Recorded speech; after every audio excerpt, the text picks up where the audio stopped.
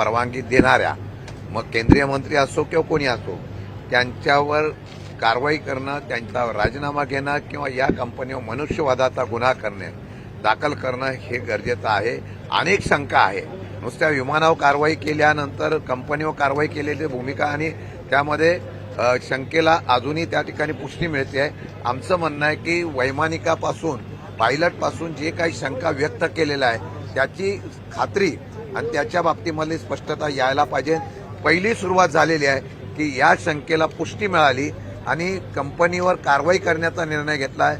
विमान हे त्याप्रमाणे या असलेल्या विमानाची जी कॅपॅसिटी किंवा स्टेबिलिटी होती त्याला जर यंत्रणेने बंदी घातली असेल तर मला वाटतं की या असलेल्या आरोपामध्ये काही ना काहीतरी तथ्य हे दिसून येतं. परंतु रोहित पवार म्हटले की हे फक्त नखा एवढंच यश आहे, अजून खूप काही कारवाई जी आहे ती VSRवरती करणं अजूनही होणं अपेक्षित बाकी आहे. 100% मी तेच मुद्दा मांडलेला आहे. नुसत्या एका कंपनीवर कारवाई केली म्हणून हा विषय संपत नाही.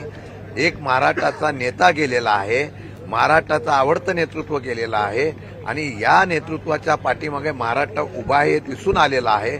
मग एका नेत्याला गेल्यानंतर कंपनीवर कारवाई करण्याची नुसती ही कारवाई मलमपट्टी होऊ नये, याच्या मुळामध्ये जाऊन सत्यता बाहेर आलं पाहिजे अशा प्रकारे मागणी आमची आहे. राज्यसभेच्या निवडणुकीचा सध्या विषय चर्चेत आहे. शरद पवार राज्यसभेची निवडणूक लढणार आहेत का? तुम्ही तुमच्या इतर मित्रपक्षांशी जाऊन बोलणार आहात? साहजिकच आहे. काही दिवसापासून राज्यसभेच्या निवडणुकीच्या संदर्भामध्ये सातत्याने चर्चा होत आहे. महाविकास आघाडीच्या माध्यमातून अनेक लोकांनी आदरणीय पवार साहेबांनी निवडणूक लढवली पाहिजे अशा प्रकारची भूमिका घेतलेली आहे.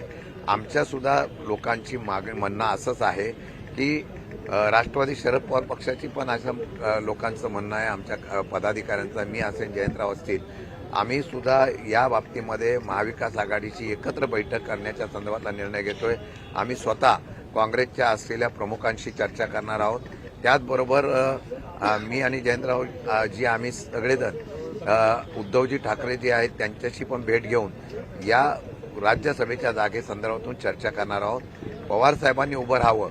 आजपर्यंतच्या त्यांच्या 60 वर्षाच्या असलेल्या कामकाजाच्या मध्ये त्यांनी ज्याप्रमाणे महाराष्ट्राची देशाचे अशा प्रकारचं योगदान दिलेलं एक अनुभवी नेतृत्व म्हणून महाविकास आघाडीचं असावं अशा प्रकारची भावना जी सगळ्या पक्षाकडून होते आहे, आमच्या महाविकास आघाडीच्या पक्षाकडून होते, त्याच्या संदर्भात चर्चा निश्चितपणाने केली जाईल. काँग्रेस दावा करत आहे आमचे देखील 4 उमेदवार आहेत, त्यांना संधी मिळायला पाहिजे असं काँग्रेसचं म्हणणं आहे. प्रत्येक पक्ष हा दावा करणार आहे. माझ्या माहितीप्रमाणे अशा प्रकारे चर्चेमध्ये प्रत्येक पक्ष दावा करतोय, परंतु आम्ही एकत्र बसू. स्वतः आम्ही आणि जयंतराव आम्ही दोघं तिघजण जाऊन काँग्रेस श्रेष्ठी असतील किंवा त्यांच्या असलेल्या इथल्या उद्धवजी ठाकरे साहेबांच्या बरोबर आम्ही बोलण्याचा प्रयत्न करू आणि महाविकास आघाडीचा एकमताने एक उमेदवार निर्णय घेऊन आम्ही जाहीर करू. नाही, 1-2 दिवसामध्ये आम्ही त्यांची भेट घेणार आहोत आणि तशा प्रकारचा आम्ही निरोप सुद्धा पाठवणार.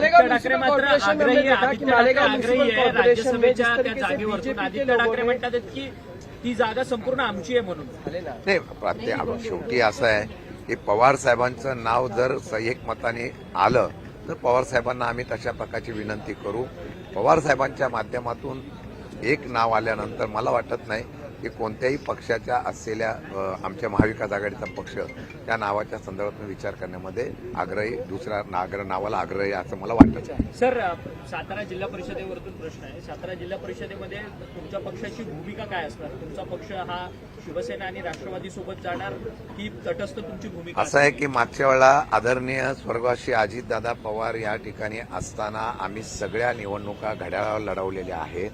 आमचे उमेदवार सुद्धा पुण्याला आणि सातारला निवडून आलेले आहेत, ते घड्याळावर निवडून आलेले आहेत.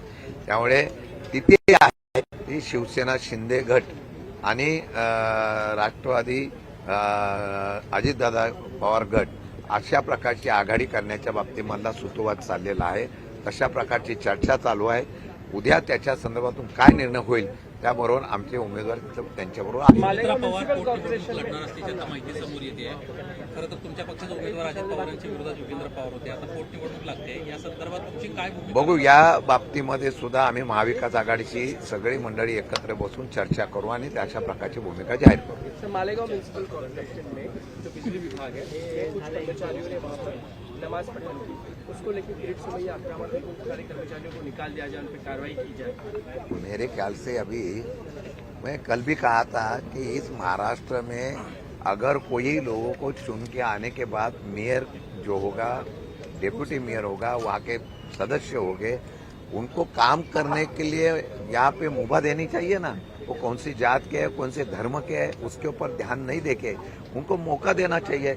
उधर जाने के बाद उधर माहौल खराब करना है, ये करना। अगर सत्तारूढ़ पक्ष का अगर कोई नेता ऐसी बात करता है तो उसको रोकने का काम गवर्नमेंट का है। गवर्नमेंट ने वो काम करना चाहिए, ऐसा हमारा कहना है। सरकार ने उनको रोकना चाहिए। तो मालेगांव कॉर्पोरेशन में अगर नमाज पढ़ते हैं वहाँ के कर्मचारी, तो क्या गलत है? या देखो, करने की उनकी इजाजत अगर होनी चाहिए? पहले से ही ऐसा नमाज वहाँ पे अगर पढ़ता होगा कोई कर्मचारी, तो उसको रोकने के लिए क्यों यहाँ पे कोशिश कर रही है, मुझे पता नहीं है। तो 5 दिन रोके गए हैं बीएसआर कंपनी के काम करने के लिए 5 दिन, और रोहित पवार भी सवाल उठा रहे थे क्या? नहीं, रोहित पवार ने जो सवाल उठाया, एक एक करके कार्रवाई हो रही है। इसके ऊपर हमको जो शंका थी उसको यहाँ पे जो कार्रवाई हुई है उसके ऊपर हमारा यही कहना है कि ये खाली कार्रवाई कंपनी के ऊपर नहीं होनी चाहिए। उसको परमिशन किसने दिया, अगर उसमें जो पायलट था वो क्या कर रहा था, उसकी इंक्वायरी होनी चाहिए। उसके लिए जो जिम्मेदार है उसके ऊपर कार्रवाई करना चाहिए। उसको मनुष्यवध का जो गुनाह है उसके ऊपर, कंपनी के ऊपर, और बाकी भी जो हमारे रोहित पवार ने जो वहाँ पे सवाल खड़े किए है उसका सीबीआई इंक्वायरी कर रहा है। सीबीआई ने कितना, कब तक और क्या क्या इंक्वायरी, कितना वो डेव्हलपमेंट किया है, उसके बारे में खुलासा होना चाहिए। स्थगन प्रस्ताव ठेवणार आहात का तुम्ही दादांच्या अपघातासंदर्भात विरोधी पक्षामध्ये? हाँ, स्थगन प्रस्ताव राज्यसभा के चुनाव के लिए किस तरह से एमपीए देख रही है? पवार साहब का नाम आ रहा है। देखो, पवार साहब का नाम यहाँ पे राज्यसभा के उम्मीदवार करके माविया का उम्मीदवार करके आया हुआ है।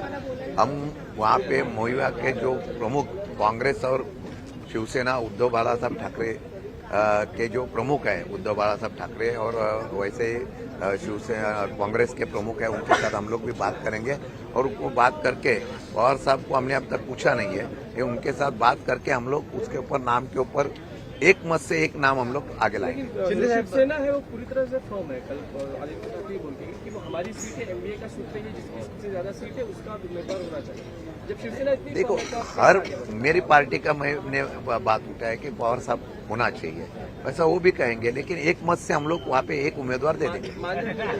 वो देखेंगे, अभी तक बैठक नहीं किया है, बैठक होने के बाद देख लेंगे। शिंदे साहेब, मुद्दा असा आहे की डीजीसीएच्या विरोधामध्ये राष्ट्रवादी काँग्रेस पक्ष अमोल मिटकरी देखील आवाज उठवतात. ते तुमच्या पाठीमागे, तुम्ही त्यांना आवाज द्या, या संदर्भात ते देखील नाही, अमोल मेटकरी, आम्ही सगळे पक्ष वेगळे असले, गट वेगळे असले तरी अजितदादावर प्रेम करणारी मंडळी आहोत. आणि आम्हाला वाटतं की या संदर्भामध्ये ज्या काही घटना घडलेल्या आहेत त्यात शंकेचं कारण आहे. या शंकेच्या कारणावर कुठेतरी या महाराष्ट्राच्या जनतेमध्ये ज्या प्रकारे संशय व्यक्त केला गेलेला आहे या कंपनी आणि बाकीच्या याच्या प्रकारावर, त्याची खुलासा झाला पाहिजे. आज एक खुलासा झालेला आहे, तो या कंपनीच्या बाबतीमधून कारवाई करण्याचा. परंतु माणूस गेला, नेता गेला, त्याचे जिम्मेदार कोण, त्याचे जबाबदार कोण, याच्यावर कारवाई होणे पाहिजे.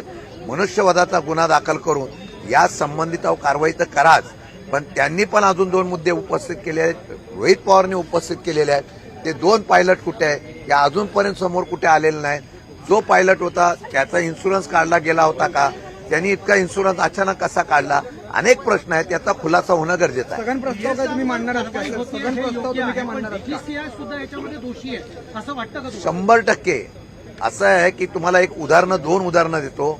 ज्या वेळा एअर इंडियाच्या कंपनीचा एक घटना घडल्यानंतर, एअर इंडिया कंपनी इतकी मोठी आहे की त्या कंपनीच्या सगळ्या विमानांची चेकिंग करण्यात आलं आणि बऱ्याच विमानांना त्यांनी बंदी केली उड्डाणाला. त्यानंतर इंडिगोच्या विमानाच्या बाबतीमध्ये सुद्धा अशीच घटना घडली. कर्मचाऱ्यांनी किती तास काम करावं याची नियमावली आल्यानंतर अख्खा देश हा विमानसेवा ठप्प झाली होती. हे सुद्धा आपल्यासमोर पाहिलं आहे. म्हणजे अगोदरच आपण जर सादर बघितलं तर आपण आरटीओ एखाद्या गाडीचं रिन्युएशन करताना त्या गाडीची ट्रायल घेतो, तशा प्रकारचं चेकिंग होतं का?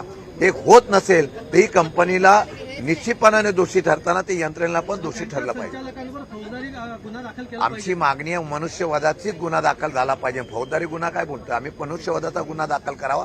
यात अजून बऱ्याच शंका आहेत, त्याचा पुन्हा खुलासा झाला की आपोआप त्याच्यामध्ये अजून सत्यता बाहेर येईल. बरं, विरोधी पक्ष म्हणून तुम्ही काय स्थगन प्रस्ताव वगैरे मांडणार आहात का? असं आहे की आम्ही 200 स्थगन प्रस्तावाच्या बाबतीमध्ये चर्चा केलेली आहे. विषय आम्ही त्याप्रमाणे चर्चेला आणतोय आणि त्याप्रमाणे चर्चा घडवण्याचा प्रयत्न करणार. एक सवाल बीएमसी से जुड़ा हुआ है कि बीएमसी ने खास करके इलीगल बांग्लादेशियों को जन्म प्रमाण पत्र देने का मामला सामने आया है, उसमें 2 कर्मचारियों को निलंबित भी किया है. बीएमसी में इस तरह की घोटाले सामने आ रहे हैं, जबकि बांग्लादेशी को हटाने की बात करती है. मैं उस दिन भी मैंने कहा है, देखो बांग्लादेशी को कार्रवाई करने के लिए किसके ना नहीं है, लेकिन जो प्रोसीजर सिस्टम है वो बीएमसी किया है क्या गृह खाते किया है, पुलिस डिपार्टमेंट के, उसको एक बार तय करना चाहिए ना. अगर उसके ऊपर मैंने जो इतने हाउस में भी बात हुई थी, बांग्लादेशी को कार्रवाई करने के बाद उनको पकड़ा जाता है, उनको बॉर्डर पे छोड़ने के लिए जो खर्चा होता है वो भी सरकार नहीं दे रही. खाली बातें करने से कुछ होता नहीं है.